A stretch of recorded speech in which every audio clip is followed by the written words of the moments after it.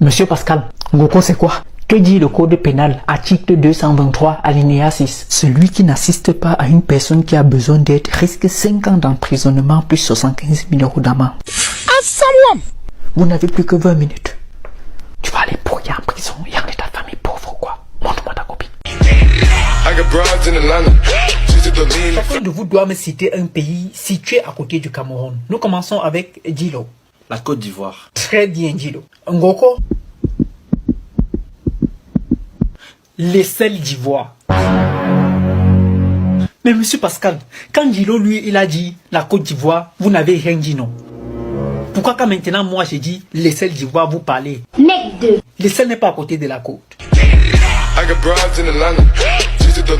C'est le Maroc. Moi monsieur Pascal, non Ngoko, pas toujours le même doigt. Ah.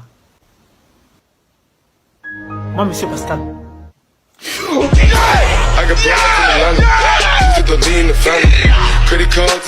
Ngoko c'est quoi? Tu es un bel homme. Merci beaucoup. C'est pour ça que je n'ai jamais compris pourquoi tu es laid. Qu'est-ce que tu veux? Je voulais seulement te dire que je t'ai acheté un cadeau. Merci beaucoup pour ce cadeau. Ça c'est énorme mon fils. Merci beaucoup. Avec plaisir papa. Avec plaisir. Je demande où est-ce que on appuie pour tuer son fils? Dis-moi non. Attends. Bon ça ce n'est pas l'arme. Papa, c'est un haut-parleur. C'est pour écouter le courant. Oh, moi qui pensais que c'était l'arme. Dans le village, tout le monde est habillé en blanc. Je suis la seule personne qui est habillée en rouge et je suis plus grand que tous les autres. Qui suis-je? Mon monsieur Pascal? Oui, Junior. Naruto? C'est faux, c'est pas Naruto. Qui de vous peut me dire ce qui est juste? Moi, monsieur Pascal. Oui, Ngoko, je ne connais pas la réponse. Vous avez demandé de dire quelque chose qui est vrai. Je ne connais pas la réponse et c'est vrai. La réponse est tout simplement la langue. Ah, on n'aurait jamais trouvé. Pourquoi vous n'aurez jamais trouvé? Parce que, à ce qu'on voit, les gens dans les villages là sont plutôt habillés en jaune. D'accord. Prenez vos cahiers. Monsieur Pascal, qu'est-ce qui se passe ici? Si je vous ai fait venir ici aujourd'hui, c'est parce que votre fils ici présent déborde les limites. Il sera renvoyé automatiquement. Je lui ai demandé l'autre jour en classe si dans un village, tout le monde est habillé en blanc et je suis habillé en rouge. Qui suis-je? Étant donné que la réponse est la langue, je leur ai dit en leur montrant ma bouche. Votre fils m'a dit que j'aurais dû dire que dans ce village-là, tout le monde est habillé en jaune. Ngoko! Je t'ai toujours dit que lorsqu'on parle, on doit être clair. Il traite mes dents de jaune. Comment as-tu pu oublier de dire que le village est là sans aussi?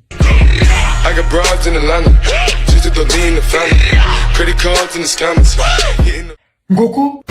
Oui, monsieur Pascal. Tu oses manger pendant mon cou? Mets-toi dehors. Bon, monsieur Pascal, je vous pose une question. Si vous ne me donnez pas la réponse juste, je ne sors pas. Pose ta question. Dans un aéroport, un avion décolle toutes les 1 heure. Combien de temps faut-il pour que 3 avions décollent? C'est évident, il faut 3 heures. C'est faux. Explique-toi. Par exemple, il est 6h00 et un avion décolle. Ensuite, un avion décolle à 7h00 et le troisième décolle à 8h00. Si maintenant, on fait 8h moins 6h00, ça donne combien de temps? 8h moins 6h, ça fait 2 heures. Si vous ne me donnez pas la réponse juste, j'ai le droit de manger. Pose ta question. Combien d'élèves peuvent-ils entrer dans une salle de classe vide? Ça dépend de la taille de la salle de classe. Et si je suis même très prudent, je dirais même de la taille des élèves. Par exemple, le nombre d'enfants qui peuvent entrer dans une salle de classe n'est pas équivalent au nombre d'adultes qui peuvent y entrer. Je vois que vous essayez d'être intelligent, mais le diable ne fait que... Votre réponse est fausse. J'ai demandé combien d'élèves peuvent-ils entrer dans une salle de classe vide. Alors, si un seul élève entre dans la salle de classe n'est plus vide.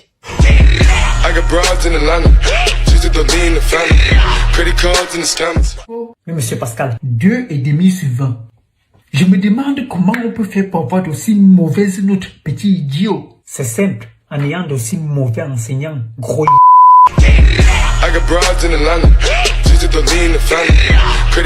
Ngoko, c'est quoi? Pardon, on peut aller jouer au basket ensemble. Non, moi je ne joue pas avec les enfants. Bon, on fait un truc. Si je parviens à jouer sur tes pensées, tu seras obligé d'aller jouer au basket avec moi. Tu as mal aux yeux. Parce que j'ai comme l'impression que tu n'entends pas. J'ai dit non. Ça veut dire que je suis alors plus intelligent que toi et tu es bête. Non, attends. Je vais te prouver que je suis plus intelligent que toi. Dans ce cas, on peut alors aller jouer ensemble parce que je viens de jouer sur tes pensées. Lorsque je t'ai dit que, ça veut dire que je suis alors plus intelligent que toi et tu es bête. C'était en effet pour que tu ne te laisses pas faire et que tu penses que non, cet enfant n'est pas plus intelligent que moi. Et à ce qui paraît, c'est bien ce que tu as pensé. Alors, allons jouer au basket ensemble. L'endroit le plus riche du monde. Mumbai? Non. Dubaï? Non. Je parle de richesse intellectuelle. L'université? Non. L'école? Non. L'endroit le plus riche du monde est le cimetière. Là ont été enterrées des personnes avec une très grande intelligence. Des rêves qui ne se sont jamais réalisés. Les artistes qui n'ont pas présenté leurs œuvres d'art. Des médecins qui auraient pu sauver des vies. Les enfants, si vous voulez réussir dans l'avenir, c'est maintenant qu'il faut réaliser vos rêves. Il faut cesser de dormir. Il faut se mettre au travail pour cela rapidement. Le plus tôt possible serait le mieux pour vous. Mais, monsieur Pascal, oui, Ngoko, pour réaliser ses rêves, il faut déjà avoir un rêve, non? Bien évidemment. Pour avoir un rêve, il faut dormir, non? Bien évidemment. Pourquoi est-ce que vous nous dites alors qu'on doit cesser de dormir? En effet.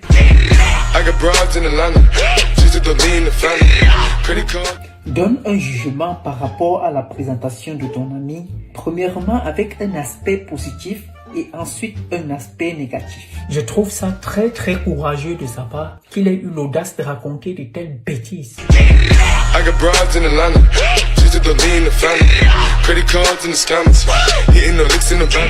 femme ou bien quel type de mari aimeriez-vous avoir dans votre vie? Moi, j'aimerais juste avoir une femme qui m'aime.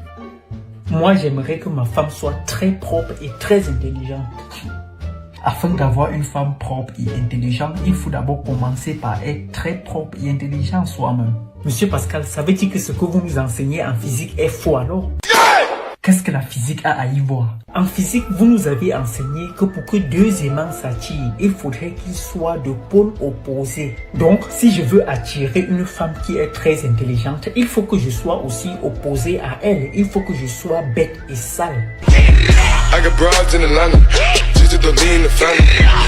Vous aimeriez avoir ce billet de 5 euros. Moi, monsieur Pascal, pas moi.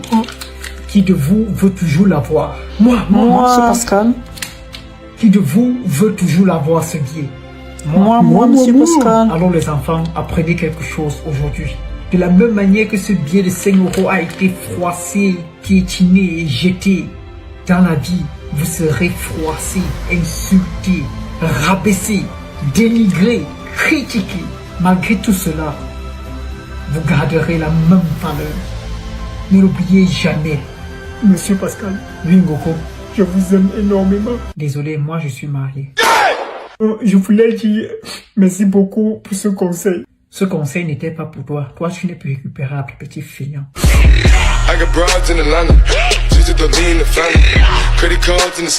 On réduit le taux de stress au monde. Moi, monsieur Pascal, oui Ngoko, en diminuant votre salaire. Pourquoi tiens-tu de tels propos? Si on diminue votre salaire, vous n'allez plus venir nous enseigner. Et si vous ne venez plus nous enseigner, on n'aura plus beaucoup de devoirs à faire à la maison. On n'a plus beaucoup de soucis à se faire. Qui n'a plus de soucis à se faire n'a plus de stress.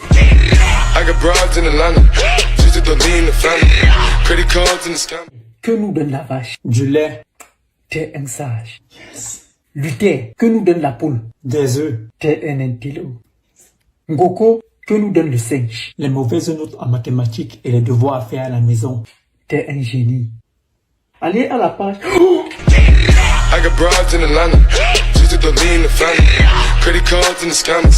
Les enfants à la ligne. Ngoko, tu oses dormir pendant mon cours? Ça c'est un manque de respect vis-à-vis de ma profession là, petit feignant. Pourquoi vous vous criez pendant que je dors? Ça c'est un manque de respect avec mon sommeil, gros. Tu es tellement méprisant au point de m'appeler gros feignant. Ça c'est de l'insolence. Je vais en parler à tes parents. Et vous êtes tellement incapable au point d'appeler mes parents de vous aider à faire votre travail. Ça c'est de l'incompétence. Je vais en parler au directeur.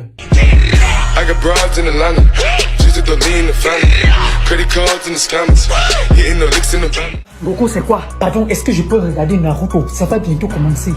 calme-toi. Je vais te poser 2 questions. Si tu me donnes les réponses justes, tu peux regarder Naruto.